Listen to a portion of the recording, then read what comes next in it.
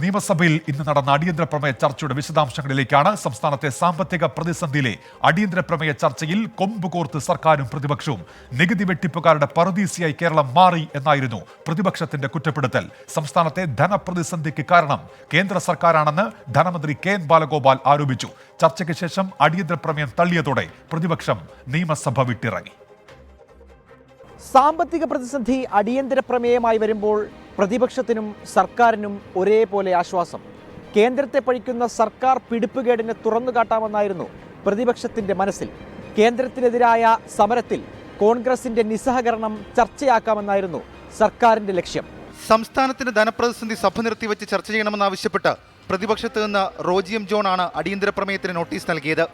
Notice നൽകിയതിന് പ്രതിപക്ഷത്തിന് നന്ദി പറഞ്ഞ മുഖ്യമന്ത്രി ചർച്ചയാകാമെന്ന് സമ്മതിച്ചു. കേന്ദ്ര സർക്കാരിന്റെ നയം സാമ്പത്തിക പ്രതിസന്ധിക്ക് കാരണമാണെങ്കിലും സംസ്ഥാനമാണ് പ്രശ്നം രൂക്ഷമാക്കിയതെന്ന് അടിയന്തര പ്രമേയത്തിന് അവതരണാനുമതി തേടിയ റോജി എം ജോൺ. 5 വർഷത്തേക്ക് ധനകാര്യ കമ്മീഷൻ അലോക്കേറ്റ് ചെയ്യുന്ന തുക ആദ്യത്തെ 3 വർഷം മേടിച്ചതിന് ശേഷം പറയുകയാണ് 4ാമത്തെ വർഷം നമുക്ക് പൈസ കുറഞ്ഞു പോയി. കേന്ദ്ര സർക്കാരിന്റെ ഭാഗത്തുനിന്ന് പാളിച്ചയുണ്ട്, വീഴ്ചയുണ്ട്, ഗുരുതരമായിട്ടുള്ള വീഴ്ചയുണ്ട്. ഡിവസീവ് പൂളിൽ നിന്ന് സംസ്ഥാനങ്ങൾക്ക് കൊടുക്കുന്ന വിഹിതം, ആ വിഹിതം ഗണ്യമായിട്ട് കുറച്ചിട്ടുണ്ട്.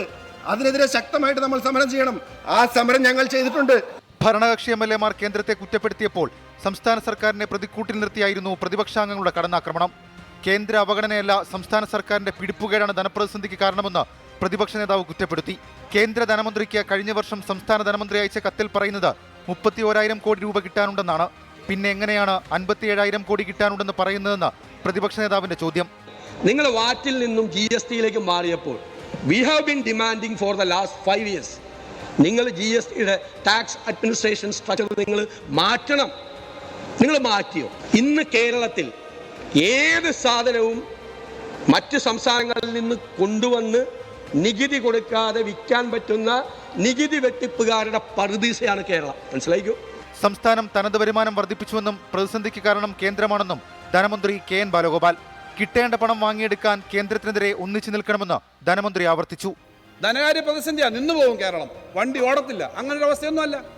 2022-23 വർഷം ഡിസംബർ വരെ ട്രഷറിയിൽ നിന്ന് പുറത്തേക്ക് പോയത് 1,21,473 കോടിയാണ് സർ. എന്നാൽ ഈ വർഷം അത് 1,26,182 എന്ന് പറഞ്ഞാൽ കഴിഞ്ഞ വർഷം ഈ വർഷവുമായിട്ട് വേറെ വലിയ വരുമാനങ്ങളുടെ കാര്യത്തിൽ വലിയ വെട്ടിക്കുറവ് വന്നിട്ടും ചെലവിൻ്റെ കാര്യത്തിൽ കുറവ് വന്നില്ല സർ. 2.5 മണിക്കൂർ നീണ്ടുനിന്ന ചർച്ചയ്ക്കൊടുവിൽ അടിയന്തര പ്രമേയം തള്ളിയതോടെ പ്രതിപക്ഷം സഭയിൽ നിന്നിറങ്ങിപ്പോയി. ലോക്സഭാ തെരഞ്ഞെടുപ്പിനും ബജറ്റിനും മുൻപ് സംസ്ഥാനത്തിന്റെ സാമ്പത്തിക അവസ്ഥ രാഷ്ട്രീയമായി കൂടി ഇന്ന് നിയമസഭയിൽ ചർച്ചയാക്കുകയായിരുന്നു. അത്രയങ്ങ് ധനപ്രതിസന്ധി ഇല്ലെന്ന് സർക്കാർ പറയുമ്പോഴും ബജറ്റിൽ എന്തുണ്ടാകുമെന്നാണ് ആകാംക്ഷ. അഖിൽ ഷാ അൻസാർ, 24 തിരുവനന്തപുരം. അപ്പോൾ ഇങ്ങനെ ചർച്ച നടന്നു നിയമസഭയിൽ. വാദപ്രതിവാദങ്ങളൊക്കെ ഉയർന്നു. കേന്ദ്ര സർക്കാരിനെ കുറ്റപ്പെടുത്തുന്നു സംസ്ഥാന സർക്കാർ. അതേസമയം സംസ്ഥാന സർക്കാരിന്റെ കെടുകാര്യസ്ഥതയാണ് കാരണമെന്ന് പ്രതിപക്ഷം പറയുന്നു. പക്ഷേ ജനങ്ങൾക്ക് ഈ വിഷയത്തിൽ പ്രതികരിക്കാനുണ്ട്. പ്രതികരണങ്ങളിലേക്ക്. സംസ്ഥാനത്ത് മാത്രമല്ലല്ലോ, ഇന്ത്യ ഒട്ടും സാമ്പത്തിക പ്രതിസന്ധിയാണല്ലോ. ഇപ്പോൾ കച്ചവടക്കാരെല്ലാം ആകെ തെവഞ്ഞിരിക്കുകയാണ്, എല്ലാ കച്ചവടക്കാരും. ഞാൻ ഈ ഗവൺമെൻറ്റിനെ കുറ്റപ്പെടുത്താൻ ഉദ്ദേശിക്കണില്ല. ഈ 1,200 രൂപ സാമൂഹിക പെൻഷൻ കൊടുക്കുന്നില്ലേ, അത് നിർത്തി വെച്ചിരിക്കുകയല്ലേ. അത് ധനപ്രതിസന്ധി ഉള്ളത് കൊണ്ടല്ലേ നിർത്തി വെച്ചിരിക്കുന്നത്. ഇന്ത്യന്ന് കേരളത്തിലുള്ളത് അതേപോലെ തന്നെ ഈ കേരളത്തോട് ഇങ്ങനെ അവഗണന കാണിക്കാൻ പാടില്ല. അത് മറ്റുള്ള സംസ്ഥാനങ്ങളിലുള്ളതൊന്നല്ല, ഇന്ത്യയുടെ ഒരു ഭാഗം തന്നെയല്ലേ കേരളം. അപ്പോൾ എന്തുകൊണ്ട് ഇവരിങ്ങനെ ഈ അവഗണന കാണിക്കുന്നത്? 67 ലക്ഷം ആളുകൾക്കാണല്ലോ പെൻഷൻ കൊടുത്തുകൊണ്ടിരിക്കുന്നത്. അപ്പോൾ അതൊക്കെ മുടങ്ങിക്കെടുക്കുകയാണ്. ഇപ്പോൾ അത് മുടങ്ങാനുള്ള കാരണം തന്നെ ഒരുപാട് പൈസകൾ സർക്കാർ, കേന്ദ്ര സർക്കാർ കേരളത്തിന് കൊടുക്കേണ്ടതായ കാര്യങ്ങളൊന്നും ചെയ്യുന്നില്ല. എങ്ങനെയൊക്കെ കേരളത്തിന് നെരുക്കി കൊല്ലാൻ പറ്റും ആ കോലത്തിലൊക്കെ കൊന്നുകൊണ്ടിരിക്കുന്ന ഒരു സംഭവം. അതിൽ ഭരണകക്ഷിക്ക് എതിരായിട്ട് ഇന്നത്തെ പ്രതിപക്ഷ പാർട്ടികളായിരിക്കുന്ന കോൺഗ്രസും UDF ഇറങ്ങുന്ന സംഘടനകൾ പോലും ഇന്ന് അതിനെ എതിർക്കുകയാണ്. ആർക്ക്? സർക്കാരിനെ എതിർത്തിട്ട് അവർക്ക് അനുകൂലമായിട്ട് BJPക്ക് അനുകൂലമായിട്ട് നിൽക്കുന്നൊരു ഇതിലേക്കാണ് പോകും. അതിവിടുത്തെ കേന്ദ്രം തന്നെ, കേന്ദ്രം യാതൊരു സംശയവും ഇല്ല. അതിന് ഇവിടുത്തെ പ്രതിപക്ഷം വരെ ഒരു സപ്പോർട്ട് ചെയ്തുകൊണ്ടാണ് നിൽക്കുന്നത്. ഇപ്പോഴത്തെ അന്തരീക്ഷം നോക്കാന്നുണ്ടെങ്കിൽ കേരളത്തിൽ ഇവിടെ കിട്ടാനുള്ളതൊന്നും കേന്ദ്രം കൊടുക്കണില്ല. അതിനെക്കൊണ്ടുള്ള പ്രതിസന്ധിയാണുള്ളത്. അത് കൊടുക്കാന്നുണ്ടെങ്കിൽ നമുക്ക് എന്തെങ്കിലും പറയാനുള്ളത് ഉണ്ടായിരുന്നു. കേന്ദ്രം കൊടുത്താലല്ലേ ഇവിടെ കൊടുക്കാൻ കഴിയുള്ളൂ.